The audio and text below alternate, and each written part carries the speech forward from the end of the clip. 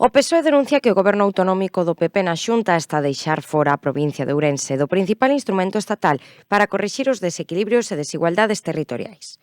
Porque Ourense precisa de investimentos públicos, de servicios, de infraestructuras.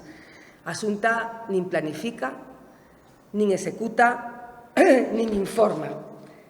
Por elo, dende o Grupo Socialista, dende o PSDG provincial e local, reclamamos a inmediata creación dun rexistro público contable transparente con criterios obxectivos de reparto. Os datos amosan que en 2022 o 95% dos cartos destináronse á provincia de Pontevedra. Un modelo opaco e discrecional.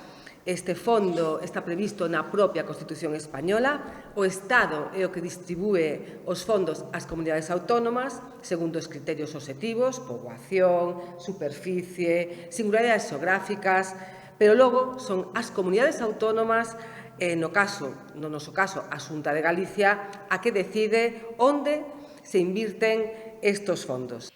Finalmente lembraron que en 2022 Galicia tiña dispoñibles 102,5 millóns de euros deste fondo e que o goberno galego executou menos do 50% dos cartos, que pasaron ao seguinte exercicio e que non existe previsión ou garantía de que se destinen ás provincias máis esquecidas como Ourense.